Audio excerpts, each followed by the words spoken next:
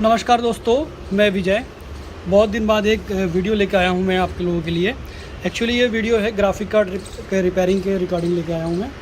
और मैं काफ़ी टाइम से ग्राफिक कार्ड रिपेयर करता हूं और बहुत सारे लोग मेरे पास भेजते हैं रिपेयरिंग के लिए। तो बहुत सारे लोग ऐसे भी हैं जिनको कार्ड रिपेयर कराना है, बट उन लोगों ने बहुत ट्राई किया तो उनको टेक्नीशियन प्रॉपर नहीं मिल पाया। और सर्विस सेंटर में भी ऐसा होता है कि आउट ऑफ वारंटी हो जाने के बाद वो कार्ड एक्सेप्ट ही नहीं करते हैं। तो बहुत सारे लोग ऐसे होते हैं जो परेशान रहे हैं अपने कार्ड लेके रिपेयर कराने के लिए, टेक्नीशियन नहीं मिल रहे हैं। तो ये वीडियो उनके लिए है जिनको अपना कार्ड रिपेयर कराना है, वो डायरेक्ट मेरे से कांटेक्ट कर सकते हैं, मेरे पास भेज सकते हैं। तो अभी मैं आपको बताता हूँ, मेरे पास ये 2 लॉट आया हुआ है रिपेयरिंग के लिए। ये जो पहला वाला आप देख पा रहे हैं ये आया हुआ है पुणे से, ये पुणे से आया हुआ है। ये इसमें 2 कार्ड है, देखते हैं कि पहला वाला जो कार्ड है ये आसूस का कार्ड है 1060, ये डेड है, नॉट वर्किंग कार्ड है। और दूसरा वाला जो कार्ड है ये RX 570 4GB कार्ड है और ये शफायर का है। और ये वाला कार्ड जो है पहले किसी टेक्नीशियन को दिखाया होगा, ये सब टूटा फूटा है और ये इस तरह से बैंड कर रखा है कि ये अभी ये चेंज ही करना पड़ेगा, ये रिपेयर नहीं होगा। बट सर्किट तो खैर बनी जाएगी, AMD कार्ड सारे बन जाती है। और ये देखिए कितना बुरा कंडीशन है, कोई भी पेज वेज का चक्कर ही नहीं है, इसमें सब तोड़ रखा है। किसी बंदे ने खोल के सब कुछ ख़राब कर रखा है इसका। ये देखिए सब ख़राब कर दिया, ये सब तोड़ दिया। किसी एकदम जिसे बोलेंगे अनाड़ी कैटेगरी का कोई टेक्नीशियन होगा जिसको खोलना भी नहीं आता होगा। तो इन दोनों कार्ड को बनाएंगे अभी थोड़ी देर में, आपको दिखाएंगे। और फॉल्ट फाइंडिंग ट्रेसिंग कैसे करते हैं वो सब भी बताऊँगा। ये जो कार्ड आया हुआ है आप देख सकते हैं, ये है ये कस्तूरबा बोर है, इन्होंने भेजा है पुणे से। और ये वाला जो कार्ड देख रहे हैं ये बंच है, ये आया है चंडीगढ़ से। इसमें जो है ये कार्ड जो है शफायर का, ये कौन सा कार्ड है देख पा रहे हैं आप, 570 4GB, ये डेड है। और दूसरा वाला कार्ड ये भी 570 4GB डेड है ये। और कंडीशन इसकी थोड़ी अच्छी है उससे, क्योंकि ये खाली दिखने में गंदा है बट छेड़खानी नहीं हुआ है। तो छेड़खानी ना हो तो मोस्टली कार्ड तो रिपेयर हो ही जाते हैं, ठीक है। और ये वाला जो कार्ड आप देख पा रहे हैं ये है आसूस का, नहीं ये गीगाबाइट का है। और ये जो है कौन सा कार्ड है देख लेते हैं एक बार, RX 580 8GB वाले कार्ड है।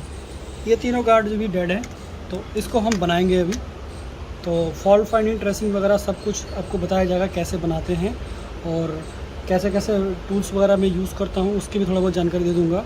कुछ टूल्स तो सीक्रेट होते हैं, वो बताए नहीं जाते सबको, तो वो सब चीज़ें तो खैर वीडियो पे नहीं मिलेगा। तो आइए चलते हैं अपने लैब पे, अपने सेटअप पे, जहाँ पे हम इसको बनाने वाले हैं। ये आ गए हम लोग सेटअप पे, ये मेरा छोटा मोटा सेटअप है। ये सबसे पहले देखते हैं, ये जो पहले से छिड़कानी किया हुआ जो कार्ड था जो किसी को दिखाया होगा, इसमें क्या कंडीशन है अभी उसको चेक करते हैं पहले।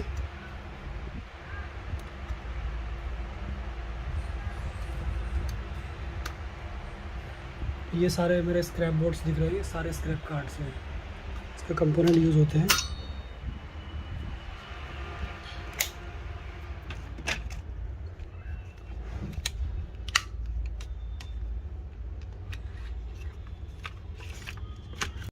तो सबसे पहले तो हम लोग देख लेते हैं कि ये जो कार्ड है इसका क्या स्टेटस है, क्या कंडीशन है और इसमें प्रॉब्लम क्या है, उसके बारे में हम बाद में जानेंगे। पहले देखते हैं कि ये कार्ड क्या कंडीशन में है।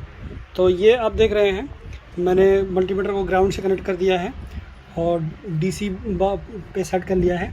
अब हम मदरबोर्ड को ऑन करते हैं।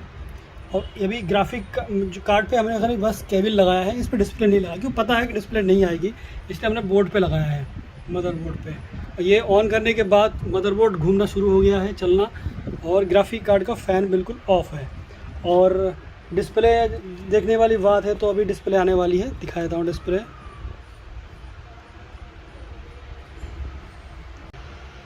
तो आप लोग देख पा रहे हैं फ़ैन चल रही है, डिस्प्ले भी आया हुआ है डायरेक्ट मदरबोर्ड से, और ग्राफिक कार्ड पे पोर्ट लगा हुआ है और फ़ैन भी इसका नहीं घूम रहा है। ठीक है, इसका मतलब ये हुआ सीधा सीधा आप लोगों को ये समझना चाहिए कि कार्ड डिटेक्ट ही नहीं किया है, इसलिए जो है ऑन बोर्ड का डिस्प्ले ही आउट हुआ है। और ये जो लगा हुआ है इससे कोई मतलब नहीं है, ये बस खाली डिस्प्ले नहीं आ रहा है इसलिए इसका डिस्प्ले आउट होगा ही नहीं।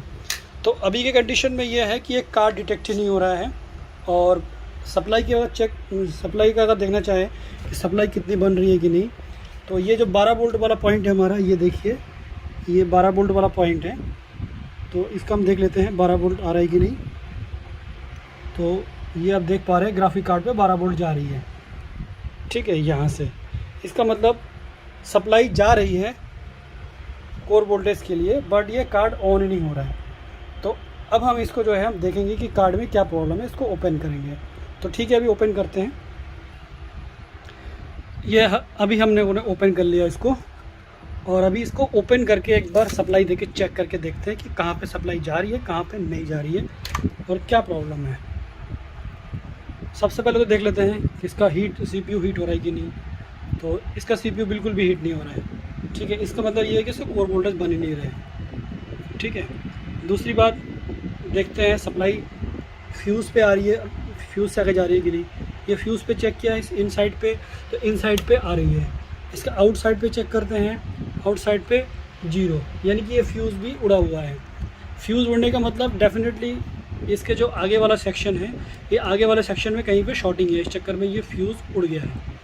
तो अब नीचे जो सप्लाई आती है उसमें देख लेते हैं क्या क्या वोल्टेज आती है। एक 12 वोल्ट आती है, एक 3.3 आती है। तो 12 वोल्ट इस पॉइंट पे आती है हमारी, तो 12 वोल्ट इस पॉइंट पे आ रही है, यानी कि नीचे PCI एक्सप्रेस से सप्लाई जो आ रही है वो वाली लाइन हमारी बिल्कुल ओके है, उसमें कोई फॉल्ट नहीं है। और 3.3 आती है इसकी, 3.3 भी चेक कर लेते हैं एक बार। 3.3 हर कार्ड में अलग अलग पॉइंट पे होता है 3.3। ये इसका इस पॉइंट पे 3.3 है यहाँ पे, तो ये 3.3 इसकी आ रही है, यानी कि इसके PCI एक्सप्रेस पे जो सप्लाई आ रही है वो बिल्कुल ओके है। और जो इसका मेन जो कोर वोल्टेज की जो सप्लाई है, जो ज़्यादा हेवी एम्पेयर का होता है, वो सप्लाई ब्रेक है। यानी कि सीधा सीधा इसका मतलब ये है कि इस यहाँ से जितनी भी सप्लाई जाती है 12 वोल्ट की, और ये सारे कोर वोल्टेज जो रेगुलेटर है बना के जो है ये फिल्टर के थ्रू करके कोर को ऑन करता है, वो वोल्टेज कहीं ना कहीं पे कोई ना कोई मॉसफेट जो है शॉर्ट है। अब वो कैसे ट्रैवल करेंगे, क्या करेंगे, वो हम जानेंगे बाद में। पहले मैं आपको इस पूरे कार्ड का आपको एक शॉर्ट कहानी बताना चाहूँगा कि एक्चुअली वर्किंग में होता क्या है इसमें, और सप्लाई कहाँ कहाँ पे जाती है एग्जैक्टली। हर कंपनी के कार्ड का डिज़ाइन अलग होता है, लेकिन कुछ मोटा मोटा कहानी जो है सब में कॉमन होता है, वो मैं आपको बताना चाहूँगा। तो इसमें इस वाले बोर्ड में अभी हम लोग जो है देखते हैं कि इसमें किस तरह से डिज़ाइन किया हुआ है इस सर्किट को, और सप्लाई कहाँ कहाँ से बननी चाहिए, कैसा होना चाहिए, और कहाँ पे बन रही है और कहाँ पे नहीं बन रही है। तो ये वाला जो कार्ड है ये है सफ़ायर का RX 570 4GB कार्ड। सबसे पहले तो हम इसमें जो है सेक्शन के बारे में डिस्कस करते हैं कि कौन कौन सा सेक्शन इसमें होता है और उसकी पहचान कैसे करते हैं। सप्लाई कितनी आती है, सबसे पहले तो देखना होता है सप्लाई कितनी आ रही है। PCI एक्सप्रेस से जितने भी स्लॉट्स होते हैं, जितनी भी पिन होती है, इसमें मोस्टली 2 ही सप्लाई आती है। एक आती है 12 वोल्ट और एक आती है 3.3 वोल्ट। 12 वोल्ट जो है मोस्टली सिर्फ सेंस के लिए होता है, और किसी किसी सर्किट में कोर में भी यूज़ करते हैं, कोर सप्लाई में किसी किसी बोर्ड में। और 3.3 जो है इसकी बायोस के लिए ऑन करने के लिए दिया जाता है। बाकी जो सारी सप्लाई होती है वो मेन सप्लाई से बनाया जाता है, और जिस कार्ड में मेन सप्लाई होता ही नहीं है, डायरेक्ट PCI स्लॉट से ही कनेक्टेड रहता है, उसमें सारे सप्लाई इसी से ही लेके बनाया जाता है। तो इस वाले बोर्ड में कई सारे रेगुलेटर हैं और कई सारे जो है डुअल मॉसफेट वाले एक साथ IC के थ्रू बनाया हुआ है, और किसी किसी में जो है वो डायरेक्ट डुअल मॉसफेट लगा के बनाया हुआ है, और कोई कोई डायरेक्ट रेगुलेटर भी होता है जो सीधा रेगुलेट करता है। और इसमें आप देख पा रहे हैं ये वाली जो IC है, ये इसका बायोस है। इसके जो है जो पिन नंबर 8 है, इस पे जो है 3.3 आती है, वो डायरेक्ट मदरबोर्ड से आती है। और ये जो एक ऐसे देख रहा है, ये भी एक रेगुलेटर है जो इसके नीचे वाला जो ये वाला रेगुलेटर को, ये वाला कॉइल जो दिख रहा है आपको, इसको ऑन करता है। ये मोस्टली 0.8 0.9 वोल्ट या 1.05 के आसपास जो सप्लाई बनाता है, ठीक है। और ये तो मेन कोर वोल्टेज है, सबको पता है, दिख ही रहा है। ये कोर का जो है जिसे बोलते हैं कोर का जो है माइक्रो कंट्रोलर है। तो ये सारे कोर को ऑन भी करता है, प्लस सारे वोल्टेज को सेंस भी करता है। उसके अकॉर्डिंग जो है ये जब सारे वोल्टेज का मतलब सारे पावर गुड जिसे बोलेंगे, सारे वोल्टेजेस ओके है, उसके बाद जाके ये आईसी कोर बनाना शुरू करता है। इसके ये वाला जो सेक्शन देख पा रहे हैं आप लोग, ये है इसका रैम सेक्शन। ये जो सारे रैम चिप है इसकी सप्लाई यहाँ से बनता है। ये VTT वोल्टेज है। इस CPU को ऑन करने के लिए मोस्टली 2 सप्लाई चाहिए होता है, एक तो कोर वोल्टेज, एक VTT वोल्टेज, ठीक है। तो ये VTT वोल्टेज और ये कोर वोल्टेज, ये दोनों तब बनते हैं जब ये सारे वोल्टेजेस ओके हो, तब जाके कोर बनता है। और अगर आपको ये कोर ना बने और ये सारे वोल्टेजेस बन जाए, तब भी CPU हीट होता है। तो एक चीज़ ध्यान रखने वाली ये चीज़ है कि खाली हीट देख के ही पता नहीं चलेगा कि कोर बन रहा है कि नहीं बन रहा है। अच्छा, एक चीज़ और होता है, 4 फेज़ का कोर आपको दिख रहा होगा, ये 1 2 3 4। तो ऐसा कोई ज़रूरी नहीं है कि सारे के सारे कोर जो है एक साथ ख़राब होते हैं। मोस्टली एक ही कोर ख़राब होता है, और ख़राब होने का मतलब शॉर्ट हो जाना। तो शॉर्ट का मतलब ग्राउंड कर देना। तो जब किसी भी सप्लाई में ग्राउंड हो जाएगा, तो ग्राउंड होने के बाद सीधा जो है फ्यूज़ उड़ जाता है। फ्यूज़ उड़ने के बाद आगे की सप्लाई कट हो जाती है। तो जब कट हो जाता है तो सीधा काट डेड हो गया। अब इसमें 4 MOSFET दिया हुआ है, तो 4 में से एक भी ख़राब हो सकता है, 2 भी ख़राब हो सकता है, चारों ख़राब होने का बहुत कम चांसेस होते हैं। और इसके अलावा जो पीछे जो आप देख पा रहे हैं, पीछे एक और ऐसे दिख रहा होगा आपको, ये वाली, ये जो है रैम वोल्टेज बनाने का जो है कंट्रोलर है, ठीक है। ये रैम को पल्स भी देता है। ये इसके जो MOSFET हैं, यहाँ पे MOSFET है, इस पे जो है पल्स भी देता है, प्लस उसको कंट्रोल भी करता है कि कितना वोल्टेज देना है। और ये हर ग्राफिक कार्ड में अलग अलग वोल्टेज होता है। जैसे इस कार्ड का है, वैसे तो कहीं पे लिखा होता नहीं है कि कौन सा किस में कितना होना है, वो एक काम करते करते पता लगता है। तो मैं बताना चाहूँगा इस बोर्ड की कहानी जो है, ये 0.9 के आसपास जो है इसका कोर वोल्टेज बनता है। और ये VTT वोल्टेज प्लस ये एक वोल्टेज है, इसका मुझे नाम नहीं पता क्या बोलते हैं, बट ये भी बहुत इंपॉर्टेंट वोल्टेज होता है। ये भी कोर के लिए ही है, मतलब CPU को ऑन करने के लिए, ये भी CPU में भी जाता है। तो ये भी 9.9 वोल्टेज होता है। और 1.6 वोल्ट के आसपास इसका जो है रैम वोल्टेज होता है। और 3.3 तो आप देख रहे डायरेक्ट आता है, उसमें तो कोई दिक्कत ही नहीं है। तो वो कभी कभी अगर ना आए तो उसमें भी इसके जो सारे सर्किट्स वगैरह है वो देखना होता है कि कहाँ से क्या ब्रेक हो गया है, कौन सा उड़ गया है, शॉर्ट हो गया है या कुछ भी हुआ है।